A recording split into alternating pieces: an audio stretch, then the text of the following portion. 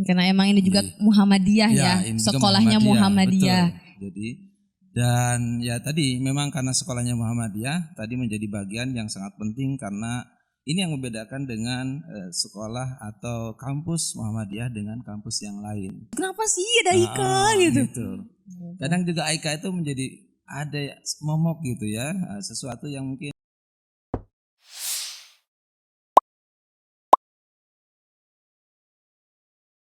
Assalamualaikum warahmatullahi wabarakatuh.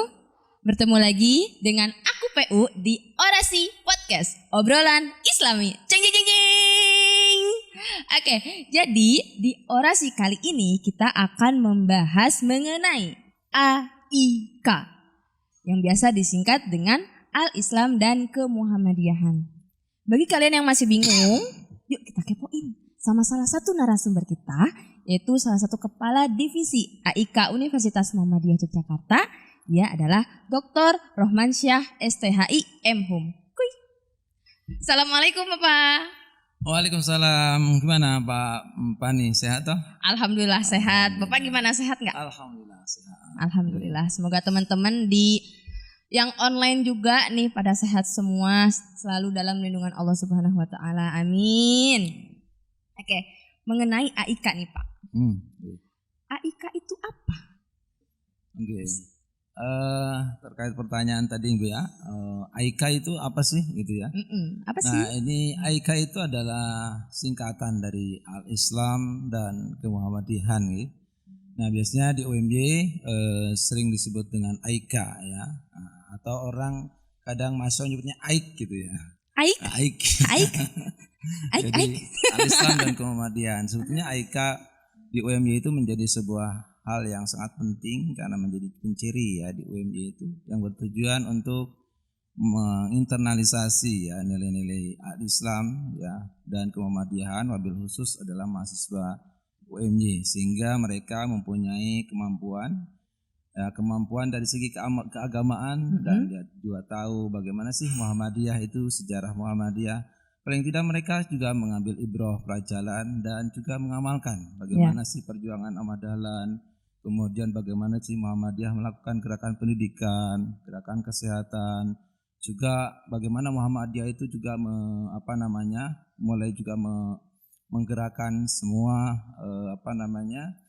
elemen-elemen masyarakat untuk bisa berbagi dengan orang lain gitu ya. Nah, di sini ada kemudian nilai-nilai filantropinya yang dibangun atau nilai-nilai kedermawanannya yang kemudian dibangun oleh Ahmad Dahlan wabil khusus dan juga oleh Muhammadiyah pada secara organisatoris di sini begitu.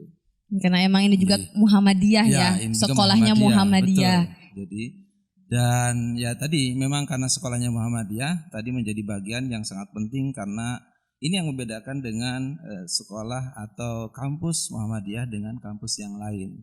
Nah, sehingga disinilah kemudian AIK menjadi hal yang berbeda dengan kampus yang lain. Kalau di kampus yang lain mungkin nggak ada namanya pembelajaran AIK, termasuk juga kemuhammadiyahannya.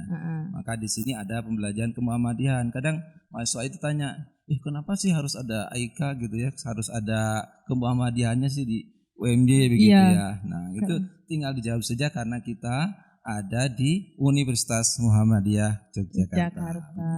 Tapi ada emang banyak yang dari luar Muhammadiyah ya kan yang kesini suka kayak gitu. Kenapa sih ada AIK gitu? Kadang juga AIK itu menjadi ada momok gitu ya, sesuatu yang mungkin nggak takut mereka dengan AIK itu ya. Kenapa? Karena sistem pembelajarannya kan memang disetting dan juga disampaikan ya tergantung sebetulnya pada dosennya juga ya. Kalau dosennya mungkin menyampaikannya secara secara demokratis, kemudian mahasiswanya enjoy, nyaman begitu ya dalam pembelajarannya, dalam sistem pembelajarannya, maka AIK yang kemudian mereka tadi di awal mereka menjadi momok, sesuatu yang ditakuti gitu ya. Apalagi dengan Muhammadiyahnya begitu ya. Sementara kan yang masuk ke sini bukan ya dalam tanda kutip ya, tidak semuanya Muhammadiyah gitu. Nah, dari pembelajaran berarti itu udah masuk ke mata kuliah berarti ya, mata kuliah. Betul. Jadi di situ kan ada sistem pembelajarannya ya, ada metodenya yang kemudian disampaikan lewat dosen AIK gitu. Sementara ya seperti itu. Yang terkait metodenya mungkin yang perlu kita ya sampaikan juga di sini ya. Metode pembelajaran AIK ini kan kalau di UMY itu menggunakan sistemnya SCL ya, Student Center Learning. Artinya bahwa pembelajaran AIK itu apalagi sekarang tuntutannya semakin canggih, di mana kemudian mahasiswa juga sudah mulai mencari literatur secara mandiri ya. Jadi sehingga kemudian dosen di sini hanya kemudian mengarahkan saja dan memberikan pokok-pokok bahasan ya, pokok-pokok bahasan, dan kemudian dosen kemudian menyampaikan dan di awal menyampaikan kepada mahasiswa bahwa sistem pembelajaran kita adalah berbasis kepada mahasiswa. Apalagi kemudian dikaitkan dengan OBS ya, outcome based education. Artinya bahwa sistem pembelajaran yang kemudian kita lakukan itu berbasis kepada mahasiswa tadi. Maka mahasiswa ini juga dituntut untuk juga menyampaikan ya materi-materi pembelajaran, misalkan tentang AIK 1. AIK 1 bicara tentang masalah akidah dan akhlak gitu ya. Di mana kemudian mereka dituntut untuk menyampaikan ide gagasannya, sekalipun dosen juga menyiapkan di my class gitu ya, menyiapkan materinya. Artinya bahwa di sini juga dosen tidak membiarkan mahasiswanya untuk juga menyampaikan materinya secara bebas, tetapi ada pokok-pokok poin penting yang memang disiapkan oleh dosen. Dan dosen juga menyiapkan materinya gitu ya, menyiapkan, apalagi kan ini yang semester 1 ya. Iya. Semester 1 ini kan mereka blank terkait dengan keislaman. Keislaman Muhammadiyah. Nah, sangat blank. Maka kemudian di sini mereka diberikan sebuah deskriptif, artinya gambaran umum terkait dengan al-Islam itu seperti apa di UMY gitu. Maka dalam hal ini kemudian mereka akan pertama mungkin tadi takut, kemudian belakangan mereka menerima sistem pembelajaran seperti itu. Nah, kemudian itu yang terkait dengan sistem AIK 1. Metode AIK 1. Jadi metodenya juga disesuaikan. Kalau misalnya AIK 1 yang dilihat adalah komunitas mahasiswanya masih S1, maka dalam hal ini dosen juga tidak membiarkan begitu saja. Artinya dosen betul-betul membimbing dan mengarahkan, terutama terkait dengan misalkan di AIK 1 kan ada namanya akidah gitu kan, ada akhlak gitu kan, kemudian juga ada syahadat, pengertian syahadat seperti apa ya. Ini kan kalau kemudian mereka dibiarkan untuk menyampaikan itu tanpa adanya arahan, itu menjadi nanti kedepannya dalam hal mengkonstruksi pemikiran dan kemudian menyampaikan pendapat tentang syahadat misalkan. Nah, itu menjadi tidak terarah dan khawatirnya kemudian akan dulu artinya sesat dan menyesatkan. Maka disinilah kemudian fungsinya dosen untuk membimbing, mengarahkan, ini loh caranya, atau ini yang disebut dengan syahadat itu seperti ini, hal-hal yang berkaitan syahadat seperti ini gitu. Walaupun dalam hal di penyampaian di kelas mereka diberikan keleluasaan untuk menyampaikan, silakan gitu ya, menyampaikan ide gagasannya terkait dengan materi itu. Nah, ini sangat berbeda dengan sistem pembelajaran yang kedua. Tadi sebetulnya sama, student center learning-nya oke, artinya bahwa berbasis kepada mahasiswa. Tetapi lebih banyak juga dosen memberikan wawasan keilmuan, karena di sini adalah sekali lagi komunitas mahasiswa yang masih S1. Yang kemudian masuk ke UMY otomatis akan kaget ya terkait dengan ini. Kemudian di AIK 2, di sistem AIK 2 itu kan berarti bahasnya masalah ibadah dan muamalah. Nah, jadi metodenya, kalau kemudian di muamalah, ibadah dan muamalah, mereka kan sudah punya pengetahuan tuh, gitu? Di di AIK 1. Yang pertama. Di AIK yang pertama. Artinya bahwa sisi akidahnya mereka sudah memiliki ya, kemudian akhlaknya juga sudah paham gitu ya. Nah, kemudian dia implementasi dalam hal ibadahnya. Dalam ibadahnya mereka kemudian juga diberikan sebuah pokok bahasan-bahasan dan mereka minta untuk menyampaikan.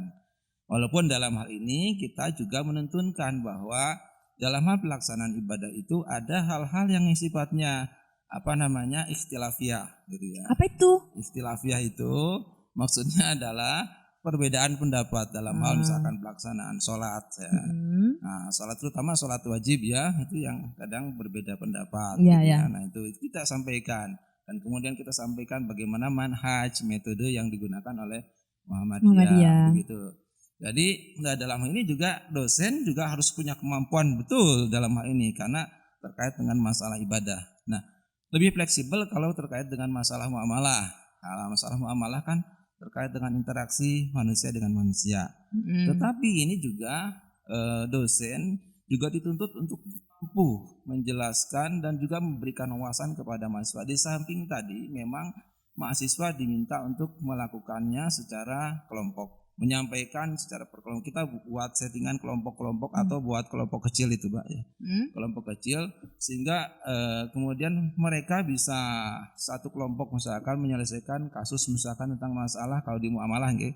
Kalau di muamalah misalkan tentang jual beli atau kemudian ini tentang gadai, tentang ariah, utang piutang. Kita kemudian buat kasus ya gitu ya. FGD gitu bentukannya. Buat kasus gitu kan. Atau kemudian kita sesuai dengan tema yang sudah ada. Nah, kemudian yang satu kelompok menyampaikan itu dan setiap kelompok merespon gitu ya. Dan juga mereka dituntut untuk melihat realitas. Misalkan apa yang dialami, apa yang dirasakan terkait dengan jual beli. Sekarang kan ada jual beli online gitu kan. Nah, kemudian ada GoPay dan lain sebagainya gitu kan. Serba online. Serba online. Sehingga di sini mahasiswa kalau kita kaitkan dengan metode Muhammadiyah adalah holistik gitu ya. Membentuk sebuah peserta didik itu yang mempunyai sifat karakter gitu ya. Di samping juga mempunyai sifatnya integralistik. Artinya bahwa kekuatan imannya juga memang mereka harus ditanamkan kepada mereka. Di samping juga keluasan ilmunya. Nah, keluasan ilmunya ya kemudian kita berikan, tetapi juga mereka mencari gitu ya. Keilmuan itu yang sekarang udah canggih ya di dunia maya, di internet kita kasih bukunya, kita maksudnya linknya, bukan kasih bukunya, linknya gitu ya, link jurnalnya gitu kan, kita kasih mereka sehingga wawasan mereka menjadi luas, sehingga diharapkan dalam hal ini diskusinya itu betul-betul hidup gitu ya di kelas itu. Nah, dan mereka enjoy gitu loh. Nah, mereka tidak tertekan. Maka ini sangat berbeda dengan sistem pembelajaran yang bersifat tradisional. Kalau sistem pembelajaran bersifat tradisional kan segalanya berfokus kepada dosennya. Atau disebut dengan STL. Nah, namanya TCL ya, teacher learning ya, TCL, teacher center learning, artinya lebih berpusat kepada sudah spamnya dosennya satu arah gitu ya, sehingga maksudnya kan bosen gitu loh. Jadi ngejelasin terus gitu ya dosennya tuh ya. Iya gitu loh. Jadi kalau makanya saya misalkan kalau ngajar di kelas itu ya, itu ya enak saja begitu ya, karena mahasiswanya juga merasa diorangkan gitu kan. Kita dengarkan pendapat mereka, oh ya bagus gitu, kita apresiasi dengan kita kasih applause lah, atau mungkin kita kasih hadiah atau apa gitu ya, sehingga membuat mereka itu enjoy di kelas ya gitu. Terutama mungkin yang lebih unik lagi kalau kita masuk ke pembelajaran IK 3 gitu ya. IK 3 itu kan bahas secara historis sejarah, sejarah kemuhammadiyahan seperti apa, bagaimana sih Ahmad Dahlan memberikan suri teladan yang baik, kemudian mencoba mensintesiskan antara pendidikan agama dengan pengetahuan umumnya. Di situ kan ada nilai-nilai, kita juga kasih kasih semacam semangat gitu, bagaimana sih para tokoh Muhammadiyah itu bisa sukses dan termasuk pendidikan UMI itu bisa berkembang bertahan lama, itu sebetulnya kuncinya apa gitu loh. Nah, itu kan kita sampaikan karena berdasarkan hasil pengalaman saya juga gitu ya dengan tokoh-tokoh Muhammadiyah itu kita sampaikan, misalkan ada 3K gitu, kita sampaikan ke mereka. 3K kenapa apa? 3K itu apa gitu kan. Nah, jadi di situ kita sampaikan ini loh 3K itu maksudnya adalah keikhlasan gitu ya. Dalam hal melakukan bekerja itu ada keikhlasan. Kemudian yang kedua ada aspek kesungguhannya gitu ya. Sungguh-sungguhnya. Ini kan sebetulnya pelajaran berharga juga. Kemudian juga yang ketiga adalah aspek kerjasama atau kebersamaan. Ada teamwork yang kemudian dibangun sehingga inilah sebetulnya ibrah pelajarannya. Jadi ada nilai-nilai, di samping juga memang bagian dari dakwah kita gitu ya kepada mereka, bahwa tapi kemudian kita tidak kemudian mendoktrinasi gitu ya. Mendoktrinasi mereka untuk masuk Muhammadiyah, Iya. tidak. Tapi bagaimana supaya mereka tahu tentang Muhammadiyah tuh seperti ini gitu ya. Karena mereka sekolah Jadi, di swasta Muhammadiyah. jadi kita karena mereka ada di sekolah Muhammadiyah gitu kan. kita kasih Jadinya, tahu. jadi itu yang kita yang kita sajikan. Nah, metodenya sama tadi. Jadi kita bentuk kelompok gitu. Cuman sekarang kan sistemnya OBS ya. Jadi OBS itu juga memberikan pengalaman kepada mahasiswa. Maka biasanya ada ada wawancara gitu, interview kepada tokoh-tokoh Muhammadiyah. Misalkan saya pernah menerapkan itu. Oh iya. Saya pernah menerapkan, Mbak ya. Jadi ternyata mahasiswa itu kalau disuruh untuk kemudian mencari data atau interview dengan tokoh-tokoh Asia, tokoh-tokoh Muhammadiyah senang sekali. Ya bahkan pernah saya minta untuk buat di videokan gitu kan. Kemudian dinarasikan dalam bentuk tulisan. Wah, semangat sekali mereka. Gitu ya. Jadi mereka tahu tentang Muhammadiyah yang sedetail-detailnya di lapangan seperti apa. Jadi antara idealitas dengan yang tertulis, kemudian dengan realitas di lapangan itu sangat berbeda sekali, dan mereka merasa terasa gitu loh pembelajaran ke Muhammadiyahannya.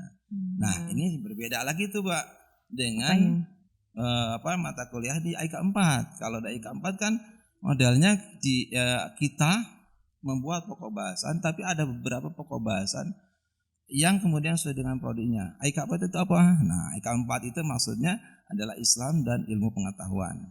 Nah, Islam dan ilmu pengetahuan itu lebih kepada basisnya prodi.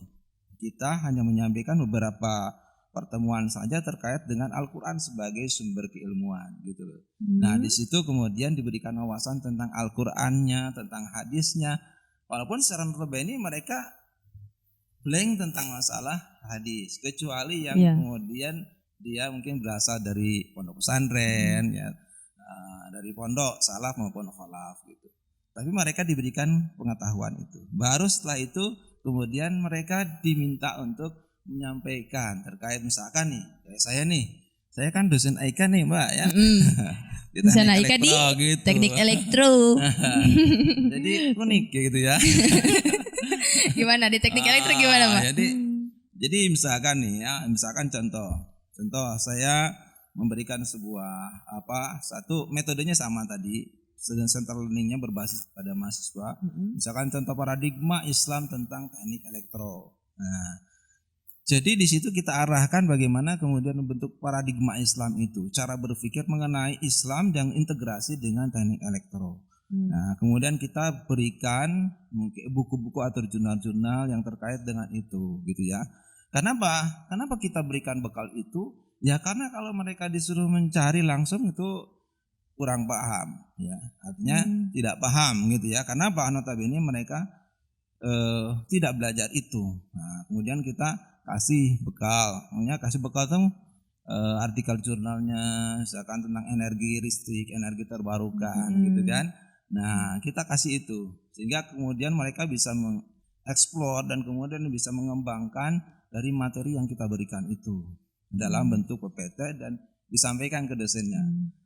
Cukup unik dan bagus juga begitu. Artinya bahwa di sini juga mereka terlatih dalam bagaimana mereka paham terkait dengan ilmu teknik elektro seperti apa dan kaitannya dengan ilmu keislamannya.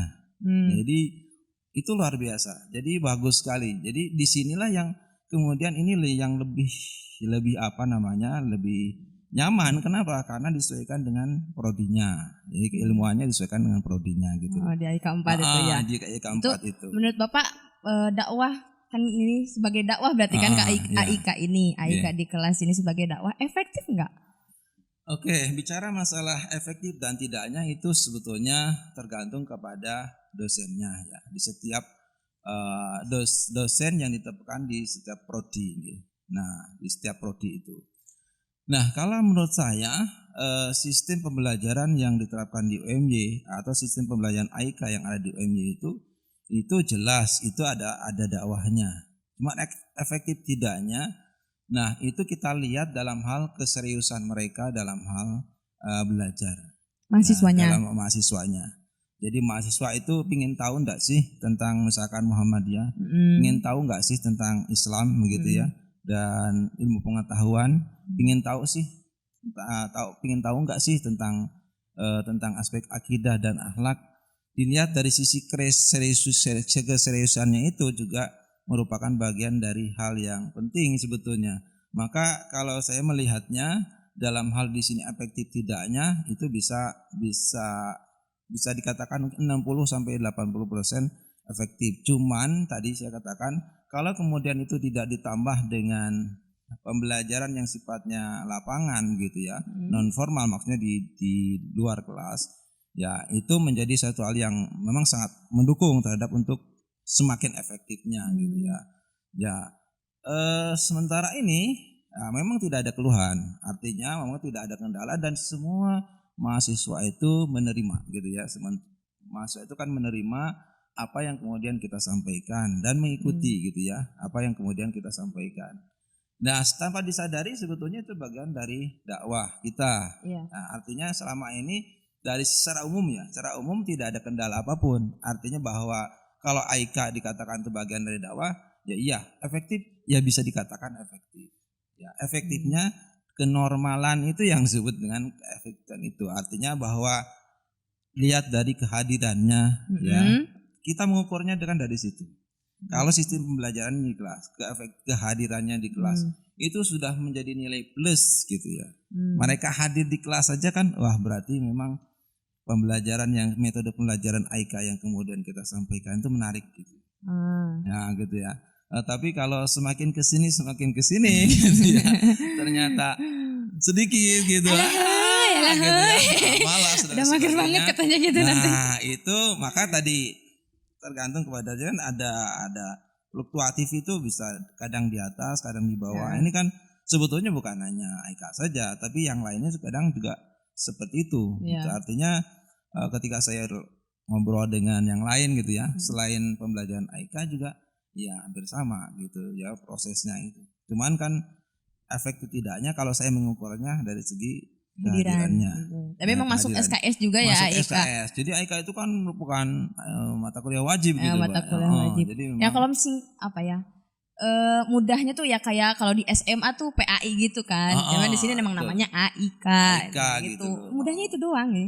Nah, selain di mata kuliah, ada nggak kegiatan AIK lain di UMY ini? Ya betul. Jadi ini juga merupakan sangat membantu sebetulnya terhadap dosen AIK ya yang ada di UMY ini. Bagaimana kemudian AIK itu juga bisa disampaikan di tempat-tempat lain secara non formal. Misalkan adanya Baitul Arqom.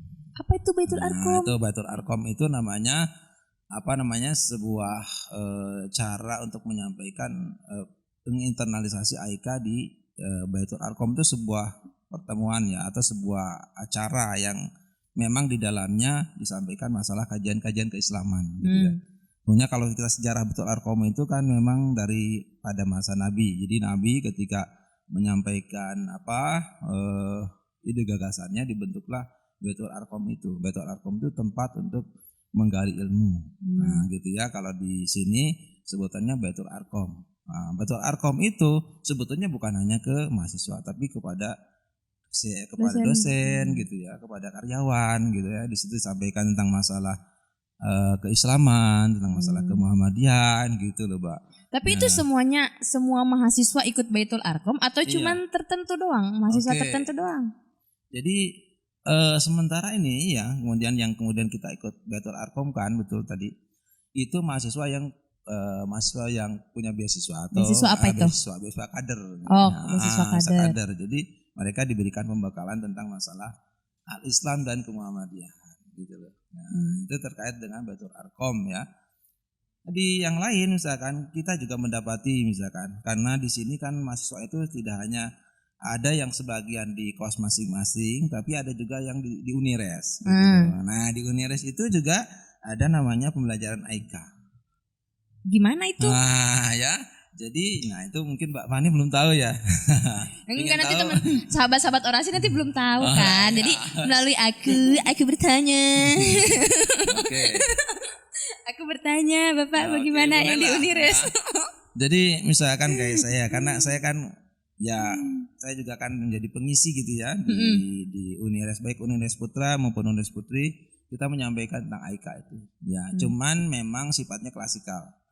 Kalau yang saya katakan tadi sifatnya tidak klasikal, Yang di artinya yang mata di kuliah, kelas, yang di kelas kelas. itu sifatnya memang demokratis ya gitu. Jadi klasikal itu kita dosen menyampaikan terus tanpa adanya pertanyaan-pertanyaan gitu ya, pertanyaan-pertanyaan kita menyampaikan bar maghrib misalkan sampai isya, sudah setelah itu selesai. Jadi hanya sebetulnya hanya memberikan tambahan dan mengingat supaya hafal saja, jadi mereka supaya AIK-nya itu betul-betul mendalam gitu loh. Jadi setelah disampaikan di kelas juga ditambahkan di Unires itu. Nah, khususnya bagi mereka yang di Unires itu kan mereka yang mahasiswa kader tadi. Jadi mereka di Sami juga diberikan Baitul Arkom tadi, juga mereka diberikan Unires. pembekalan itu. Bukan di gitu. Unires. Terus apa lagi? Baitul Arkom. Terus ada lagi yang kegiatan lain Kegiatan AIK. lain apa ya? Mungkin yang terkait dengan sifatnya non formal kan ada namanya kalau di kampus itu ada RDK Ramadan di kampus, itu kan judulnya banyak dalamnya juga AIK toh. Gitu loh. Kan itu AIK juga. Ya. Cuman kan memang kalau di RDK itu banyak dosennya yang menyampaikan, bukan hanya dosen AIK saja gitu ya. Tapi kalau di kelas itu kan dosen AIK saja yang menyampaikan ya. Walaupun demikian itu kan ada pengajian juga sebetulnya dalamnya juga AIK semua gitu ya. Cuman kan umum gitu loh. Umum tidak hanya mahasiswa gitu kan. RDK juga begitu, tidak hanya mahasiswa tapi semua dosen karyawan begitu. Jadi sebetulnya banyak ya yang kemudian dilakukan, bahkan ada PAI. PAI itu pendampingan Al-Islam gitu. Cuman itu belum kita lakukan ya, kita lagi proses, tapi kan yang sudah berjalan seperti akuntansi itu, jadi prodi gitu ya. TI misalkan TI sedang juga sudah melakukannya pendampingan Islam gitu. Gitu. Oke, sekarang apa sih keunikannya AIK di UMY sama di PTMA lain? Keunikannya apa? Ya sebetulnya ya unik sih. Kalau saya merasakan unik enggak sih? Keunikannya mungkin enggak di ya? sini. Kalau enggak ada juga enggak Jadi apa-apa. sebetulnya dilihat dari sisi tagline-nya UMY kan unggul Islami muda mendunia. Gitu ya. Sebetulnya dikaitkan dengan itu. Jadi dan yang itu yang pertama, yang kedua sistem keunikan di UMY itu dosennya sudah punya dosennya itu menjadi dosen prodi. Jadi dosen AIK itu sudah home base di prodi gitu loh. Nah, itu nih. Jadi sehingga kemudian dosen yang menyampaikan AIK di prodi itu harus menyesuaikan dengan kurikulum prodi. Maksudnya secara keilmuannya, walaupun sebetulnya pokok bahasanya diberikan oleh LPPI gitu loh. Nah, jadi keunikannya di situ aja sih sebetulnya. Kalau dari yang lain, saya kira kalau yang lain itu modelnya kan belum terhembes di prodi, kadang ngundang dosen lain. Ngundang dosen lain. Saya dulu kan pernah ngajar misalkan di mana? Tangga sebelah gitu ya. Oh iya, gimana? Jadi tahu gitu ya. Artinya perbedaannya. Jadi kalau di yang lain gitu dosennya belum ada dosen tetap, dosen AIK-nya belum ada dosen tetap. Jadi dosennya ngundang dari dosen lain gitu ya.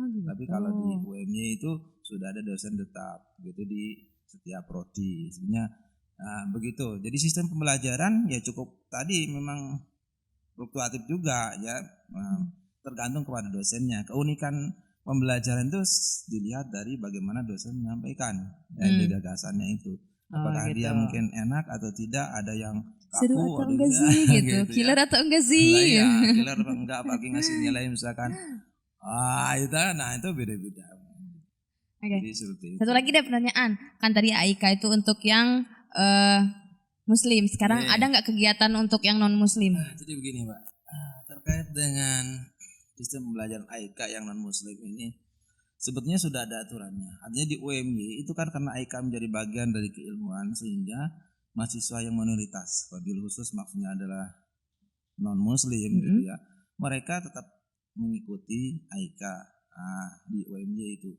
Tetapi memang ada perlakuan yang istimewa, artinya bahwa mereka yang ikut kemudian AIK di UMY, maka metode pembelajarannya sebetulnya ada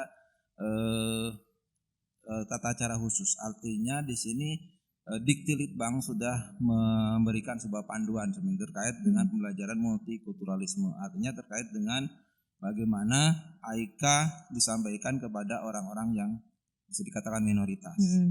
Nah, maka sistem sebetulnya sudah ada aturannya. Cuman karena UMY belum, karena UMY itu tidak banyak, ya maksudnya yang nonnya gitu ya. Bahkan saya juga belum, hanya sekali ngajar yang non muslim. Yang ada non muslimnya. Nah, sebetulnya itu sudah ada panduannya. Tahun 2020 sudah dibuat itu.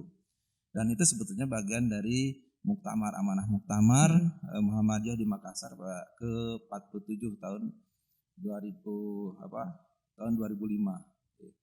Jadi sudah tahun 2015 sudah ada amanah itu. Dan itu kemudian sistem belajar misalkan AIK 1 ya. AIK 1 bagaimana kemudian AIK 1 itu diberikan kepada mahasiswa non muslim itu dengan diorientasikan, ditujukan untuk membentuk mempelajari agama-agama. Jadi bukan hanya agama Islam, tapi juga agama-agama yang lain, sehingga lebih kepada melihat seluk-beluknya Islam gitu ya. Kemudian juga etika Islam seperti apa, tanpa melakukan doktrinisasi gitu ya kepada mereka, sehingga mereka juga merasa enjoy gitu untuk melakukan itu. Cuman memang harus ada wadah khusus. Nah, di UMY belum ada itu. Termasuk juga ibadah dan muamalah di AIK 2. Bagaimana kemudian juga mereka melakukan internalisasi terkait muamalahnya. Jadi titik tekannya kepada aspek muamalahnya gitu ya. Kemudian Muhammadiyah juga diberikan bagaimana perjuangan amadalan, lebih kepada aspek sosialnya. Nah, gitu loh. Kemudian di AIK 4, kalau AIK 4 bebas karena memang yang diajarkan sesuai dengan bidang ilmunya gitu ya. Kecuali yang di awal-awal itu. Jadi sebetulnya sudah ada sistematika. Jadi sudah ada panduannya untuk pembelajaran RPS-nya gitu. Bukan RPS-nya, artinya panduannya. Panduannya sudah. Intinya kita tuh UMY itu tidak mendoktrin, guys, tidak mendoktrin. Jadi, kita hanya ingin memberitahu ya Pak ya. Kita memberitahu nih UMY itu Muhammadiyah itu seperti ini gitu. Latar belakang Muhammadiyah itu seperti ini. Kita ingin memberitahu, bukan mendoktrin. Itu mah bebas ya, terserah mereka gitu. Betul. Oke, mungkin sekian kita ngobrol tentang AIK ini. Semoga tercerahkan ya apa itu AIK. Nah, itulah. Makanya nonton jangan dilewat. Oke, di sini PU dan Pak Rohmansyah undur diri. Assalamualaikum warahmatullahi wabarakatuh. Bye bye.